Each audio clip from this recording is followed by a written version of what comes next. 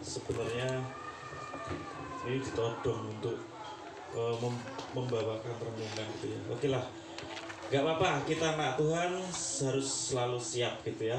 Sebelumnya mari kita bersatu dalam doa untuk menerima berkat dari Tuhan. Tuhan, terima kasih untuk kebersamaan kami di siang hari ini. Engkau boleh kumpulan kami di tempat ini di Puri Mataram. Terima kasih, bukan satu kebetulan, tetapi kami yakin dan percaya kuasa-Mu nyata untuk menghadirkan kami tempat ini, menjalin persaudaraan, menjalin kesatuan di dalam kasih-Mu. Terima kasih Tuhan, Kau berkati untuk renungan singkat pada siang hari ini. Kiranya apa yang akan disampaikan menjadikan berkat buat kami. Tuhan juga kiranya berkati untuk mulut yang boleh menyampaikan kebenaran firman-Mu. Terima kasih Bapa, Kamu serahkan acara ini dari awal pertengahan hingga akhir nanti di dalam nama Tuhan Yesus. Amin.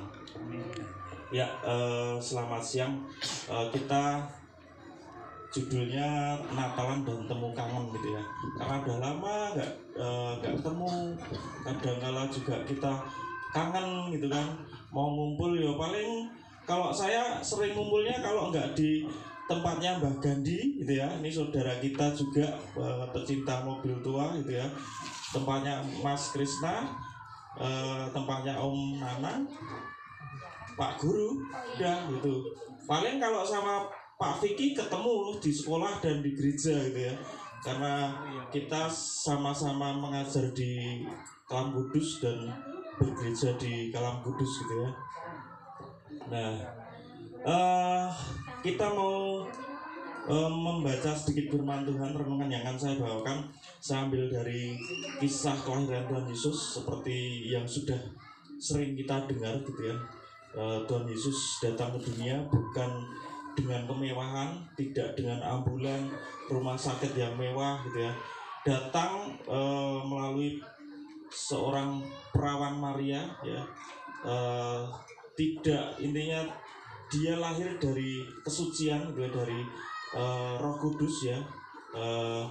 Lahir di tengah kesederhanaan, bukan di rumah sakit, tetapi hanya di kandang domba ya, kandang wedus ya. Kandang wedus itu kita tahu sendiri, sesederhana itu, tetapi dia kelahirannya dia itu menjadi sumber selamat buat umat percaya gitu ya. Nah, kita mau bahas baca ya. Kalau di saya ini Lukas 2 ayat 8 sampai 20 ya. Kalau yang membawa Alkitab atau Alkitab silahkan bisa dibuka gitu ya. Yang saya soroti bukan tentang kelahirannya Tuhan Yesus yang tadi di kandang domba dan sebagainya. Kalau itu kan kita udah sering dengar ya. Yang saya soroti adalah sosok yang sederhana ya, yang kita harapkan juga kita di sini orang-orang yang bisa membawa kasih, membawa kabar sukacita di tengah kesederhanaan di diri kita masing-masing. Lukas 2 ayat 8 sampai 20 saya bacakan ya. Ini tentang perikopnya tentang gembala-gembala. Yang saya soroti adalah tentang gembalanya, bukan tentang orang majusnya, bukan tentang yang lainnya. Lukas 2 ayat 8 sampai 20. Di daerah itu ada gembala-gembala yang tinggal di padang menjaga kawanan ternak mereka pada waktu malam. Tiba-tiba berdirilah seorang malaikat Tuhan di dekat mereka, dan kemuliaan Tuhan bersinar meliputi mereka, dan mereka sangat ketakutan. Lalu kata malaikat kepada mereka, "Jangan takut, sebab sesungguhnya aku memberitakan kepadamu kesukaan besar untuk seluruh bangsa. Hari ini telah lahir bagimu juru selamat, yaitu Kristus Tuhan di kota Daud. Dan inilah tandanya bagimu, kamu akan menjumpai seorang bayi dibungkus dengan lampin dan terbaring di dalam palungan." Dan tiba-tiba tampaklah bersama-sama dengan malaikat itu sejumlah besar bala tentara surga yang memuji Allah, katanya, "Kemuliaan bagi Allah di tempat yang maha tinggi, dan damai sejahtera di bumi di antara manusia yang berkenan kepadanya." Setelah malaikat-malaikat itu meninggalkan mereka dan kembali ke surga, gembala-gembala itu berkata seorang kepada yang lain, "Marilah kita pergi ke Betlehem untuk melihat apa yang terjadi di sana, seperti yang diberitahukan Tuhan pada kita. Lalu mereka cepat-cepat berangkat dan menjumpai Maria dan Yusuf dan bayi itu yang sedang berbaring di dalam palungan. Dan ketika mereka melihatnya, mereka memberitahukan apa yang telah dikatakan pada mereka tentang anak itu. Dan semua orang mendengarnya heran tentang apa yang dikatakan gembala-gembala itu pada mereka. Tetapi Maria menyimpan segala perkara itu di dalam hatinya dan merenungkannya. Maka kembalilah gembala-gembala itu sambil memuji dan memuliakan Allah, karena segala sesuatu yang mereka dengar dan mereka lihat semua sesuai dengan apa yang telah dikatakan pada mereka. Sampai di sini pembacaan ayat firman Tuhan ya. Nah, di saat di pembacaan kisah itu ya, yang dipilih Tuhan ya, yang dipilih untuk menyembah pertama kali Tuhan Yesus bukan raja, bukan orang Majus, tetapi yang dipilih adalah orang yang paling sederhana. Mungkin profesi gembala itu bisa dibilang profesi yang bukan hina ya, tetapi profesi yang paling rendah lah, profesi yang paling tidak bisa dibanggakan. Masih ibaratnya kalau jadi tentara atau jadi tukang kayu atau jadi tukang tenda itu masih ada kastanya, tapi kalau gembala di tengah kesederhanaan gitu ya, justru Tuhan memilih para gembala ya, di tengah kesederhanaannya, di tengah mungkin pakaian gembala juga tidak semegah orang Majus, pakaian gembala juga tidak semewah Raja Herodes gitu kan.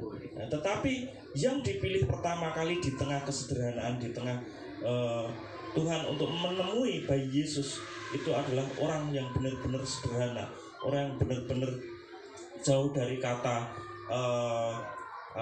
mewah, jauh dari kata memiliki sesuatu gitu ya. Nah, di situ juga malaikat menyatakan kemuliaan di tengah orang-orang yang sederhana ini. Dan kemudian si gembala ini juga merespon ya.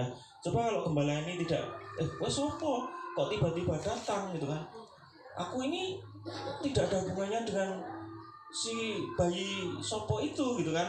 Mungkin kalau si gembala pun nggak merespon, tidak akan terjadi. Tetapi di sini dikatakan gembala itu kemudian meresponnya, mencari, kemudian yuk kita datang ke Bethlehem, kita cari, benar nggak? Dan dia membuktikan ternyata di sana benar ada bayi kecil ya, yang lahir di tengah kesederhanaan juga ya, yang nantinya dia akan menjadi raja, penyelamat, juru selamat kita gitu ya. Kemudian juga di situ dikatakan tidak berhenti sampai gembala hanya melihat, menyaksikan kan, tetapi akhirnya gembala itu juga memberitakan, oh benar apa yang dikatakan malaikat itu.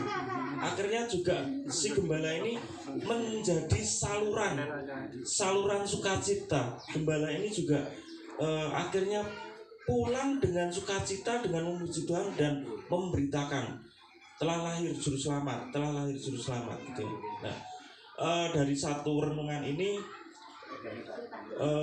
poin yang saya ambil adalah seperti kita ya, yang hidup di tengah masyarakat ya, entah itu pekerjaan kita apapun itu ya, profesi kita apapun itu, di tengah lingkungan sekitar ya, janganlah kita kemudian aku cuman kadang-kala yang menjadikan kita tidak berkembang dan tidak menjadi berkat itu kita membatasi berkat yang sudah Tuhan berikan ya. Aku cuman apa bisa, nah gitu kan. Nah, seperti si gembala tadi tidak memandang bahwa aku seorang gembala, tetapi Tuhan datang dan gembala itu merespon ya. Apapun di tengah pekerjaan kita, lingkungan kita, jadilah berkat buat orang-orang di sekeliling kita ya. Jangan melihat aku sesuk lah nek wis jadi ini, kalau aku jadi kalau nggak jadi gitu kan, apakah kemudian kita akan diam aja gitu kan. Tetapi yang dituntut adalah marilah kita dari hal yang sederhana kita bisa memberitakan kabar sukacita, kita bisa membawa dampak sekecil apapun ya yang kita punya untuk lingkungan sekitar kita, supaya apa yang sudah kita terima, berkat yang kita terima itu dirasakan juga untuk orang-orang sekeliling kita. Ya kalau saya punya tagline atau jargon tuh, ojo kesel dadi wong apik gitu ya. Intinya kalau kita sudah diberkati, jadilah saluran berkatnya itu ya. Seperti itu Bu Titik, teman-teman ya. Apa langsung tutup ya sambil kita doa makan. Saya ada Pak Vicky, kita minta Pak Vicky aja untuk ya, silakan Pak Vicky ya, untuk bisa menutup dan sambil berdoa untuk berkat makan. Terima kasih. Mari kita terima kasih Om Jeffrey. Mari kita berdoa. Bapa dalam surga, kami mengucap syukur untuk pertemuan kami di hari ini Tuhan. Kami percaya bahwa segala sesuatu yang terjadi dalam hidup kami bukan satu kebetulan, tapi semua dalam rencana Tuhan. Dan kiranya pertemuan hari ini menjadi berkat bagi kami semua. Dan terima kasih untuk firman atau renungan yang sudah kami dengar. Kiranya ini menjadi pegangan bagi hidup kami, bahwa dimanapun kami berada, kami harus percaya bahwa Engkau Tuhan yang selalu bersama-sama dengan kami, dan kami harus menjadi berkat bagi setiap orang yang ada di sekitar kami. Terima kasih Tuhan Yesus, dan saat ini telah tersedia berkat di tengah-tengah kami. Kiranya Tuhan memberkati makanan yang bagi kami, dan sebelum kami menikmati makanan ini, kami berdoa bagi setiap janda, yatim piatu, fakir, miskin, anak-anak terlantar. Tuhan memberkati mereka dengan berkat-berkat yang melimpah, sama seperti yang Kau memberkati kami. Terpuji-pujilah Tuhan, dalam nama Tuhan Yesus Kristus kami berdoa. Amin.